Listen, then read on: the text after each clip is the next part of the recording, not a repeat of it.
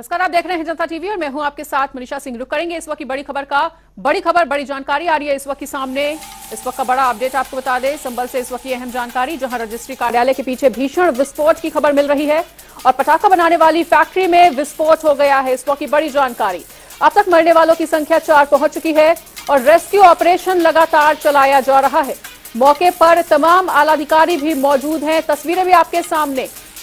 तो इस वक्त की बड़ी खबर, बड़ी जानकारी संभल से, जहां रजिस्ट्री कार्यालय के पीछे अचानक से भीषण विस्फोट होने की खबर आ रही है सामने। पटाखा बनाने वाली फैक्ट्री में अचानक से विस्फोट हो गया और अब तक मरने वालों की संख्या इस हादसे में 4 पहुंच चुकी है और लगातार रेस्क्यू ऑपरेशन चलाया जा रहा है। आपको बता दें कि मौके पर तमाम बड़े आला अधिकारी भी मौजूद हैं। संभल से इस वक्त की बड़ी खबर, बड़ी जानकारी आपको बता रहे हैं, जहां रजिस्ट्री कार्यालय के पीछे अचानक से भीषण विस्फोट हो गया और पटाखा बनाने वाली फैक्ट्री में यह विस्फोट हुआ था। आपको बता दें कि इस पूरे हादसे के दौरान अब तक मरने वालों की संख्या 4 पहुंच चुकी है और लगातार रेस्क्यू ऑपरेशन भी चलाया जा रहा है। मौके पर आला अधिकारी भी मौजूद हैं और पूरे हादसे की जानकारी लेते हुए नजर आ रहे हैं।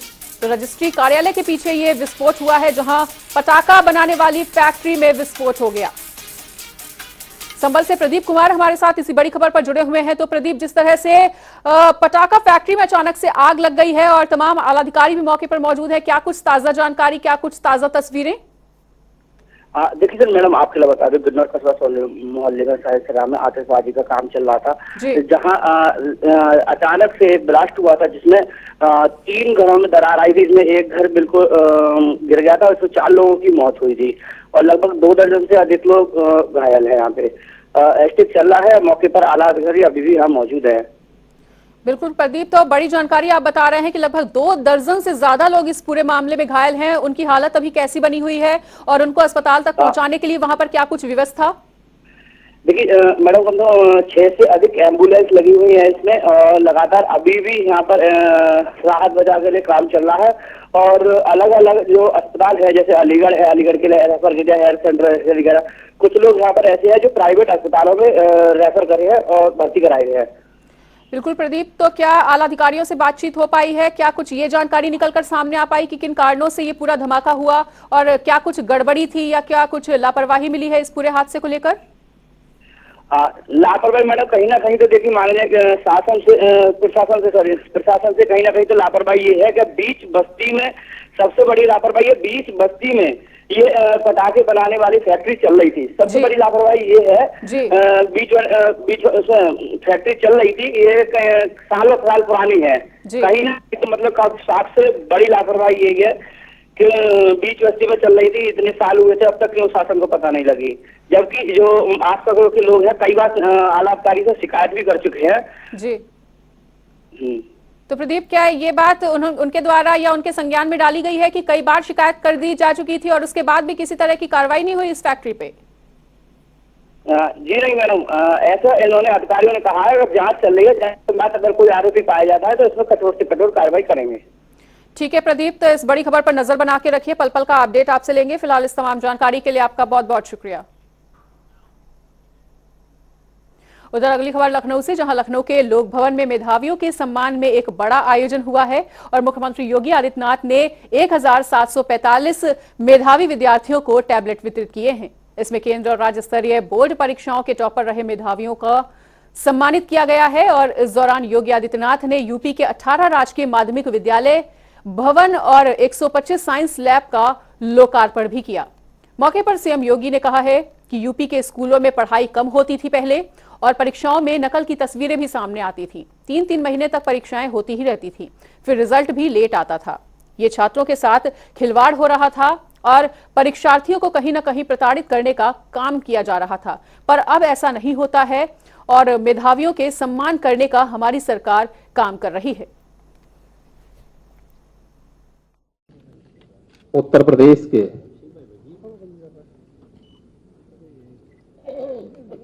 मेधावी छात्रों के सम्मान के लिए आयोजित आज के इस कार्यक्रम में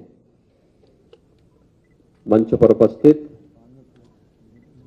प्रदेश की माध्यमिक शिक्षा की मंत्री श्रीमती गुलाब देवी जी, बेसिक शिक्षा विभाग के मंत्री श्री संदीप सिंह जी, प्रदेश के परिवहन मंत्री श्री दयाशंकर सिंह जी, मुख्य सचिव श्री दुर्गाशंकर मिश्र जी, अपर मुख्य सचिव माध्यमिक शिक्षा, बेसिक एवं वित्त विभाग श्री दीपक कुमार जी, शिक्षा विभाग के सभी अधिकारीगण, अभिभावकगण और प्रदेश में प्रत्येक जनपद से जुड़े हुए मेरे सहयोगी मंत्रीगण, माननीय सांसद, माननीय विधायकगण, शिक्षा विभाग के सभी अधिकारीगण, सभी सम्मानित अभिभावक और प्यारे बच्चों, हाई स्कूल और इंटरमीडिएट के विभिन्न बोर्डों के, यूपी बोर्ड, सीबीएसई बोर्ड या आईसीएसई बोर्ड के जो भी मेधावी छात्र हैं, प्रदेश स्तर के प्रदेश की मेरिट सूची में जिन्होंने स्थान बनाया है, उन्हें आज यहां प्रदेश में और जनपद स्तर के मेरिट से जुड़े हुए सभी मेधावी छात्रों को जनपद स्तर पर प्रदेश सरकार के मंत्री और अन्य मान्य जनप्रतिनिधियों की उपस्थिति में आज सम्मानित किया जा रहा है। इस अवसर पर मैं प्रदेश शासन की ओर से आप सबको हृदय से बधाई देता हूं। आप सबके उज्जवल में भविष्य के प्रति अपनी शुभकामनाएं भी देता हूं। उधर सीएम योगी आदित्यनाथ अयोध्या के भी 2 दिवसीय दौरे पर हैं और बताना चाहेंगे कि शाम 7:30 बजे तक सभागार में अफसरों संग वो समीक्षा बैठक भी करेंगे। वहीं शाम 7:30 बजे से 8:30 बजे तक विकास कार्यों का स्थलीय निरीक्षण उनके द्वारा किया जाएगा और सीएम योगी आदित्यनाथ अयोध्या में ही रात्रि विश्राम आज करेंगे। कल 15 जून को हनुमानगढ़ी मंदिर में दर्शन पूजन करेंगे और साथ ही मंदिर निर्माण का भी स्थलीय निरीक्षण वो करेंगे। इसके बाद कल सुबह 11 बजे से जनसभा को भी उन्हें संबोधित करना है। वहीं भाजपा युवा मोर्चा बाइक रैली को भी मुख्यमंत्री हरी झंडी दिखाकर रवाना करेंगे। तो ये पूरा स्केड्यूल रहने वाला है उनके अयोध्या दौरे को लेकर और रामनगरी पहुंचेंगे सीएम योगी आदित्यनाथ। कल हनुमान मंदिर में दर्शन पूजन करते हुए भी नजर आएंगे। वहीं राम मंदिर निर्माण कार्यों का उनके द्वारा निरीक्षण भी किया जाएगा। वहीं 11 बजे एक जनसभा को भी मुख्यमंत्री योगी आदित्यनाथ संबोधित करेंगे।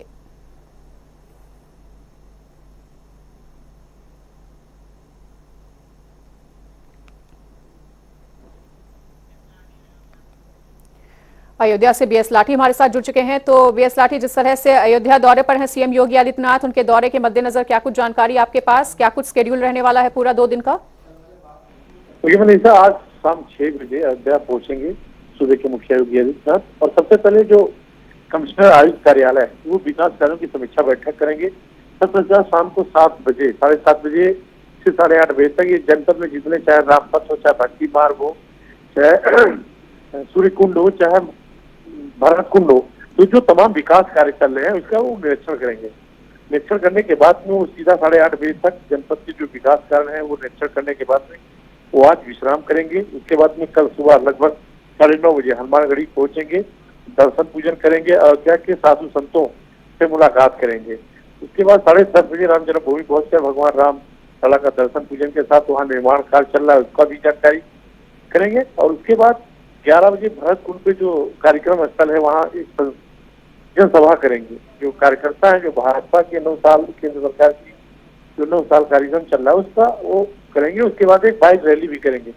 और अयोध्या में जो विकास कार्य हो रहे हैं, चाहे वो भरत कुंड के हो, चाहे जो तो भरत कुंड हो या दर्शन नगर हो या हो, तो सारी जो तैयारियां हैं वो प्रशासन ने पूरी कर ली है। सब कुछ है, उसका उद्घाटन भी वो करेंगे।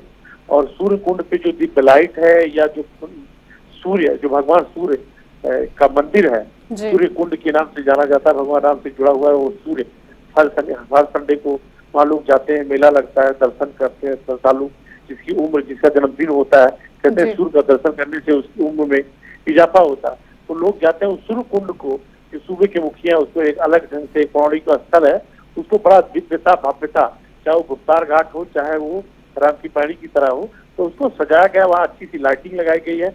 आज शाम तक जो सूबे के मुखिया उसका नजारा भी देख सकते हैं। और जो भरत कुंड है, जहाँ भगवान राम के जो भाई है भरत कुंड, जहाँ से वो सीधा स्वर्ग के लिए गए थे, वहां से अपने प्राण त्यागे थे। तो वहां भरत कुंड पे जो उनके कार्यकर्ता है, बीजेपी के कार्यकर्ता है, उनको संबोधन भी करेंगे और जो आम जनमानस है उनसे भी वार्तालाप करेंगे और अयोध्या के जो साधु संत है उनसे भी भेंट मुलाकात करेंगे। और अयोध्या में क्या क्या किया जाए, अयोध्या में क्योंकि मेयर के बाद पहली बार सूबे के मुखिया अयोध्या आ रहे हैं, तो अयोध्या के साधु संतों के साथ बैठक करेंगे और अयोध्या में क्या विकास किया जाए, चाहे वो सोलर सिटी के रूप से जाना जाए अयोध्या, उसके लिए कैसे क्या किया जाए, कैसे कैसे कहाँ कहाँ सोलर सिटी लगवाना है, कैसे पूरे अयोध्या बिजली सोलर सिटी, सोलर जो दूधिया लाइट है उसके भी एक परिकल्पना और एक चर्चा साधु संतों के साथ करके, तो सबसे पहले जो समीक्षा करेंगे कितनी क्या योजना है, योजनाओं का कितनी गति दी गई है, कितना काम पूरा है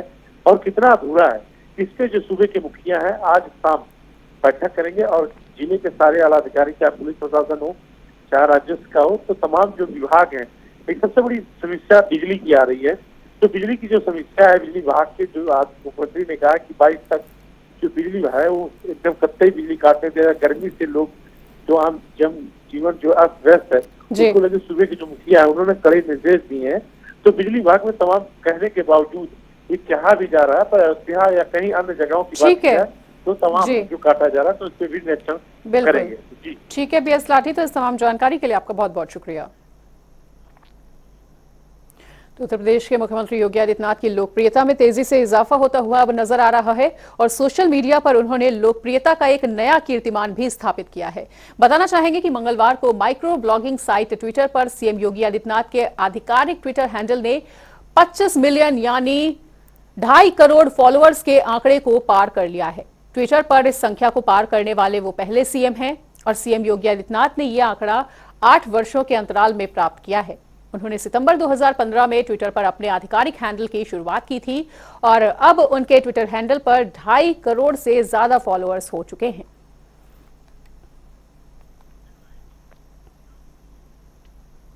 रुक करेंगे अगली खबर का। उत्तर प्रदेश में मदरसों की फंडिंग की जांच शुरू हो गई है और अल्पसंख्यक कल्याण विभाग ने इसके लिए शीर्ष अधिकारियों की 2 टीमें भी बनाई हैं। ये टीमें मदरसों की आय के स्रोतों का पता लगाएंगी और इसके साथ ही नेपाल से सटे जिलों के मदरसों की भी जांच होगी। विभाग ने 13 जुलाई की डेडलाइन भी निर्धारित कर दी है, यानी कि 13 जुलाई तक मदरसों की जांच पूरी कर ली जाएगी। जांच के लिए 4 अधिकारियों की 2 अलग अलग टीमें बनाई गई हैं जो 9 जिलों का दौरा कर अपनी रिपोर्ट को सौंपेंगी। तो दोनों टीमें 13 जुलाई तक अपनी जांच पूरी करेंगी और 9 जिलों का दौरा कर अपनी रिपोर्ट को सौंपेंगी।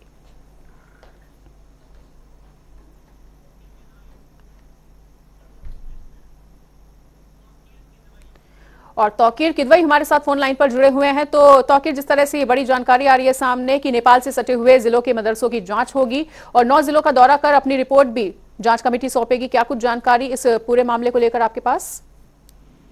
देखिए, पहले भी मदरसों की जांच की गई थी और उसमें करीब 600 ऐसे मदरसे थे जो नेपाल के आसपास जिलों में स्थित थे और उनका रजिस्ट्रेशन नहीं पाया गया था। इसको लेकर फंडिंग को लेकर भी जांच की जानी है, क्योंकि इन मदरसों को फंडिंग कैसे की जा रही है, मदरसे कैसे ऑपरेट हो रहे हैं, इसको लेकर भी जांच की जानी है। ये पूरा 1 महीना पूरा कार्यक्रम चलेगा। करीब 15 जून से 13 जुलाई तक इस सर्वे को किया जाएगा। इसके लिए फिलहाल 4 अधिकारियों की टीम गठित की गई। इसमें 2 टीमें अलग अलग बनकर 9 जिलों का दौरा करेंगी। इसमें विशेष सचिव आनंद कुमार सिंह है जो मदरसा बोर्ड के रजिस्ट्रार हैं, जगमोहन सिंह टीम का हिस्सा है और ये 15 जून को सबसे पहले बलरामपुर जाएंगे। इसके बाद 19-20 जून को सिद्धार्थनगर, इसी तरह से 26 और 27 को अलग अलग जिलों में जाएंगी। 10 और 11 जुलाई को श्रावस्ती में ये टीम मौजूद रहेगी। इसी तरह से दूसरी टीम अल्पसंख्यक कल्याण विभाग के निदेशक रीवा निदेशक आरती सिंह की टीम है जो 20 और 21 जून को पीलीभीत जाएगी और 5 और 6 जुलाई को आजमगढ़। इसी तरह से 12 और 13 जुलाई को लखीमपुर में टीम मौजूद रहेगी। यानी कि जो 20 जिले हैं जो नेपाल से जिनके सटे हुए हैं, जिनकी जो बॉर्डर्स हैं वो नेपाल सटे हुए हैं, ऐसे नेपाल जो मदरसे हैं फिलहाल इनकी जांच की जानी है और फंडिंग को लेकर खासकर उनसे पूछताछ की जाएगी कि आखिर किस तरह से फंडेड है और कैसे ये ऑपरेट हो रहा है। बिल्कुल तौकीर, तो क्या किसी विशेष इनपुट के आधार पर ये जांच की जा रही है या पहले से इसकी प्लानिंग की गई थी? देखिए, मैंने आपको बताया कि करीब 6 महीने पहले मदरसों की जांच की गई थी, पूरा सर्वे कराया गया था। 25,000 से ज्यादा मदरसे हैं जिनको जांच की गई थी और उसमें करीब 7,000 मदरसे ऐसे थे जो अनरजिस्टर्ड थे। उसी तरह से ये 600 ऐसे मदरसे थे जो अलग अलग जिलों में पाए गए थे। रजिस्ट्रेशन ना होने की वजह से इनकी एक अलग रिपोर्ट तैयार की गई थी। सरकार ने ये भी कहा था कि उनके रजिस्ट्रेशन होने या ना होने का कोई इसमें औचित्य नहीं है, लेकिन सिर्फ ये एक सर्वे है कि आखिर उनके यहाँ क्या कमी है, मदरसों में क्या मूलभूत सुविधाएं हैं नहीं मिल पा रही हैं, वहाँ का इंफ्रास्ट्रक्चर क्या है, बच्चों को पढ़ाई में किस तरह की दिक्कत हो रही है, इसको लेकर एक सर्वे हो रहा है। लेकिन अभी फिलहाल जो ये बताया जा रहा है कि 600 ऐसे मदरसे जरूर हैं जो अन्य जिले हैं, और करीब सिद्धार्थनगर और लखीमपुर की बात की जाए तो ये सभी वो जिले हैं जो जिनके जो बॉर्डर्स हैं वो नेपाल से छूटे हैं। तो इनको लेकर सर्वे की मुहिम है तो तेज इसलिए भी कर दी गई थी क्योंकि फंड को लेकर जब पूछा गया तो कोई भी अपना स्रोत नहीं बता पाया था कि आखिर किस तरह से ये फंडेड है, कौन इनको पैसे दे रहा है, किससे ये ऑपरेट हो रहे हैं। इसको लेकर अब फिलहाल इन 600 मदरसों के बारे में कहा जा रहा है कि फिर से एक सर्वे रिपोर्ट तैयार की जाएगी और जो यहाँ के संचालक हैं इनसे बातचीत की जाएगी और यहाँ का जो एजुकेशन सिस्टम है इसको भी सर्वे का हिस्सा बनाया गया है। ठीक है तौकीर, तो इस तमाम जानकारी के लिए आपका बहुत बहुत शुक्रिया। उधर ऑल इंडिया मुस्लिम जमात के अध्यक्ष मौलाना मुफ्ती शहाबुद्दीन रिजवी, राष्ट्रीय महासचिव हफीजुर अहमद और उत्तराखंड प्रदेश अध्यक्ष डॉक्टर सैयद अशरफ कादरी ने संयुक्त रूप से प्रधानमंत्री नरेंद्र मोदी और राष्ट्रीय अल्पसंख्यक आयोग को एक पत्र लिखा है। पत्र में उत्तराखंड में मुसलमानों के पलायन को रोकने की मांग की गई है और साथ ही ये कहा गया है कि पुरोला में होने वाली घटना के लिए जिम्मेदार व्यक्ति को ही कड़ी सजा दी जाए, लेकिन इसकी वजह से वहां हो रहे मुस्लिम आबादी के पलायन को रोका जाना चाहिए। इसके साथ ही पत्र में पुलिस की तरफ से मुस्लिमों को सुरक्षा मुहैया कराए जाने की मांग भी की गई है और बताना चाहेंगे कि पुरोला में रहने वाले मुस्लिम आबादी को 15 जून तक अपना मकान खाली करने का अल्टीमेटम दिया गया है। उत्तराखंड स्टेट के जिला काशी में गांव पुरोला है, वहां पर कुछ दिनों पहले प्यार मोहब्बत के सिलसिले में एक वाकया हुआ। तो उस वाकये में जो लोग मुलजिम थे उनको गिरफ्तार करके पुलिस ने जेल भेज दिया, मगर कुछ गैर मुस्लिम तबके से ताल्लुक़ रखने वाले चंद शरारती तत्वों ने एक पोस्टर लगा दिया मुस्लिम दुकानों पर, मकानों पर कि मुसलमान 15 जून से पहले पहले अपना मकान दुकान खाली कर लें। तो वहाँ पर मुसलमानों में दहशत कायम है और मुसलमान पलायन कर रहे हैं। तो इस सिलसिले में हमने प्रधानमंत्री श्री नरेंद्र मोदी जी और राष्ट्रीय अल्पसंख्यक आयोग के अध्यक्ष श्री इकबाल सिंह लालपुरा को पत्र लिख करके गंभीर सूरत हाल को अवगत कराया है। और इसके साथ रुक कर लेते हैं 4 मिनट में 18 मंडलों की खबरों का। लखनऊ में बैरिकेडिंग लगाकर चल रहा है अभियान। बाइक पर ट्रिपलिंग ब्लैक फिल्म को लेकर चलाया जा रहा है बड़ा अभियान। दर्जनों गाड़ियों के कटे हैं चालान, कई गाड़ियां हुई हैं सीज। मौके पर मौजूद रहे डीसीपी और एसीपी। लखनऊ में आईएएस रणविजय यादव के खिलाफ उच्च न्यायालय में भ्रष्टाचार के मामले में जांच की जाएगी। लखनऊ में बिजली चोरी करने वालों के खिलाफ चलाया जा रहा है अभियान। वीडियो हुआ वायरल। अभियान की आड़ में बिजली विभाग के कर्मचारी उड़ा रहे हैं महिला सशक्तिकरण की धज्जियां। संभल में पटाखा फैक्ट्री में विस्फोट, 3 घरों में आधा दर्जन लोग घायल, 4 की मौत। मौके पर पहुंची पुलिस रेस्क्यू करने में जुटी। कानपुर पुलिस को मिली बड़ी कामयाबी। डीजल चोरी करने के मामले में 3 गिरफ्तार। वहीं पुलिस ने एक लोडर भी किया है बरामद। 7 ड्रमों में भरकर रखा गया था चोरी का डीजल। 1,17,000 रुपए की नकदी सहित 3 मोबाइल फोन्स भी हुए हैं बरामद। श्रावस्ती में आबकारी विभाग ने चलाया प्रवर्तन अभियान। वहीं छापेमारी में 44 लीटर कच्ची शराब और 1.5 क्विंटल लहन किया है बरामद। 3 आरोपियों के खिलाफ मामला दर्ज। अमरोहा में पुलिस और बदमाशों के बीच मुठभेड़। गोली लगने से एक बदमाश और एक सिपाही घायल। वहीं एक बाइक और एक तमंचा, कारतूस सहित लूटे हुए रुपए भी किए गए हैं बरामद। इटावा में पीएससी के सहायक सेनानायक ने लगाई फांसी। पत्नी ने खाया जहर। पति पत्नी के बीच हुए विवाद के बाद उठाया गया कदम। दोनों का उपचार जारी। सहारनपुर में डंपर ने कार को मारी जोरदार टक्कर। घटना सीसीटीवी कैमरे में कैद। 2 लोग घायल, एक की हालत गंभीर। वहीं लोगों ने डंपर चालक को पकड़कर पुलिस के हवाले किया। इटावा में अमृत सरोवर तालाब में अवैध कब्जा धड़ल्ले से चल रहा है काला कारोबार। प्रशासन बना हुआ है मौन।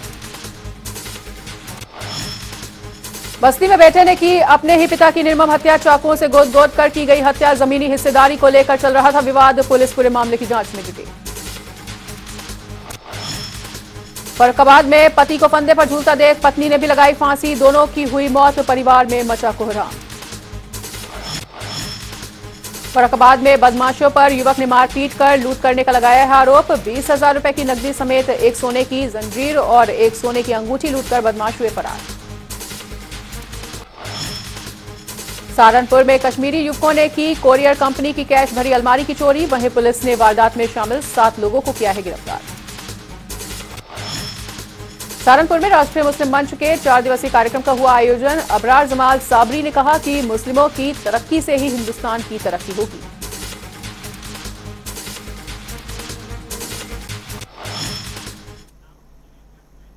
और फिलहाल यहां पर रुकेंगे एक छोटे से ब्रेक के लिए। खबरों का सिलसिला लगातार जारी है, देखते रहिए जनता टीवी।